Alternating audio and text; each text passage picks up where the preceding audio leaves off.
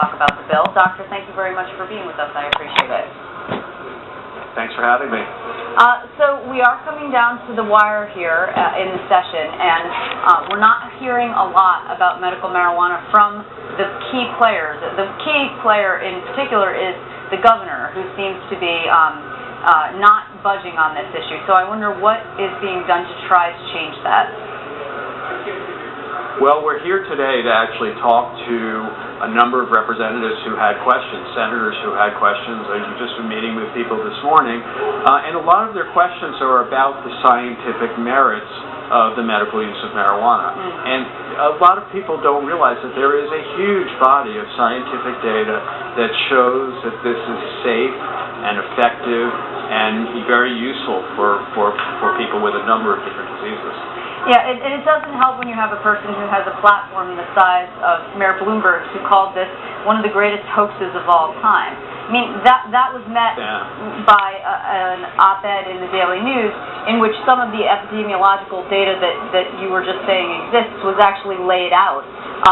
And there is a New England Journal of Medicine poll that found 76% of doctors say that a woman who had metastasized breast cancer should in fact be able to use this particular drug in order to alleviate symptoms. Is that something you would feel comfortable prescribing?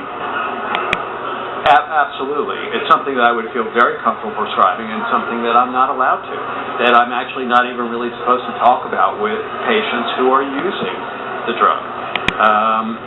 The New England Journal article, I think, was eye-opening for many people, but if you look at the polling data across, whether people be conservative, whether they're Republican, Democrat, Libertarian, the overwhelming majority of people support the medical use of marijuana. Numbers in the 70s and 80%, unlike a lot of other issues. And the science is there. The safety issues have been addressed. It's kind of amazing. I was really shocked by Mayor Bloomberg, and I think that he was answered adequately by some of the editorials and some of the talkbacks in the press, because he is a person who's been an advocate for good medical care, and he is so off base with this that it's unbelievable, so out of touch with where the information is. I'm curious, as a physician, what do you do? If in fact it's illegal, you're not supposed to talk about this, you know perhaps that patients are using it, you want to be able to assist them in order to use something safely, but it is an illegal drug. I mean, how do you get around that? Well, you know, I've been involved in HIV care, primary care, for the last 30 years, and we have had to do a lot of things that walk the edge. And I believe that the most important thing for me is advocating for good patient care and meeting people where they are. And if people are going to be using this stuff, however they get it, then I want to make sure that they're using it in the safest way possible. Now, there's a lot of limitations on that.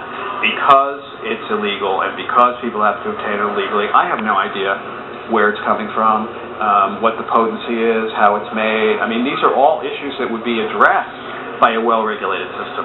And the system proposed in New York is amazing. The system that's proposed in New York is well-regulated, you know, will pay for itself, will answer all these questions, and because we have the experience of the 18 other states and District of Columbia to look at, the bill that's before the legislature here is for a system that really is amazing in how it deals with all the problems that those other states have found.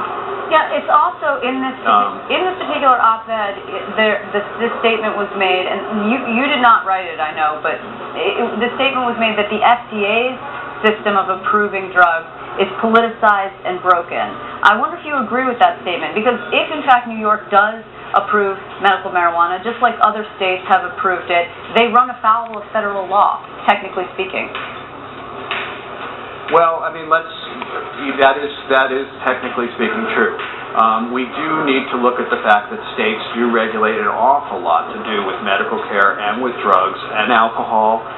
You know, alcohol is a food and a drug, and yet states regulate it.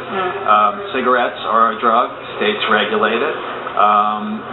This state in particular is very active in regulating how doctors prescribe drugs. You know, this is one of the few states where I have to write a special prescription for a sleeping pill, for example, or for testosterone. as if it's a controlled substance. And there are good reasons why it does that, but New York State did that. The FDA does not require that. The FDA process is incredibly politicized, and I think we just have to look at the morning after pill stuff to realize that, where you had the FDA making a strong recommendation that this should be available over the counter and to everybody, and it was overruled by a politician.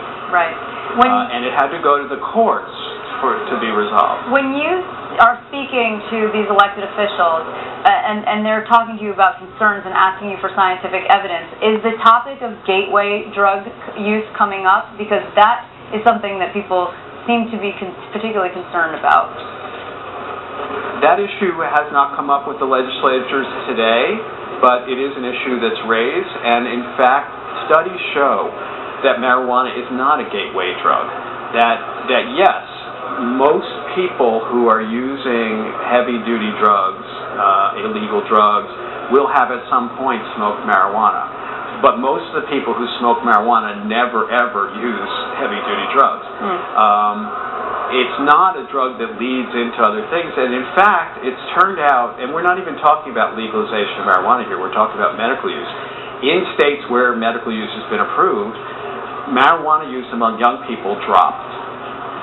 That is an amazing statistic that's been borne out in state after state, and that probably has something to do with the fact that when it becomes medically appropriate and you're using it as a medicine, suddenly it has much less cachet, and kids don't really want to, they don't get much bang out of rebelling that way. But for whatever reason, being realistic about this medication does not lead people to smoke more. So, again, the Assembly has passed this measure on several occasions. The Senate, I know there's new hope in the Senate because the sponsor is the IDC member, Diane Savino, and she has ostensibly some clout, particularly when it comes with the Senate Republicans. Again, and we'll leave it where we started, the issue seems to be Governor Cuomo because, of course, if the bill even did pass the Senate and made it to his desk, he needs to sign off on it, and he doesn't at this point seem to be inclined to do so.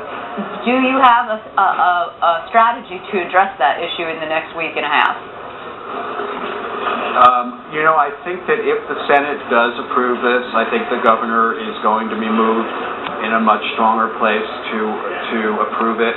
I think that he's been waiting to see which way the legislature goes, and as long as they haven't been making a move, then he hasn't had to declare himself totally. And my sense has been more that he just hasn't declared himself either way, rather than he's in opposition. So I think that having the legislature do its job is going to be a big part of it. And then I think we can talk to the governor. I think he's somebody who is willing to listen on many of these issues. And I think, like I said, the science is very clear. There is no question that this is safe and effective, that it's been targeted marijuana. Marijuana is classified as a Class 1 drug by the FDA, which means that it has, to them, no medical use. Right. And it's classified worse than cocaine, okay, which makes no sense at all. So all the science and the information and all the experience that people have had, the controlled clinical trials, show exactly the opposite. Nobody has ever died from a marijuana overdose. Well, we will be talking... And so hopefully the governor will understand that.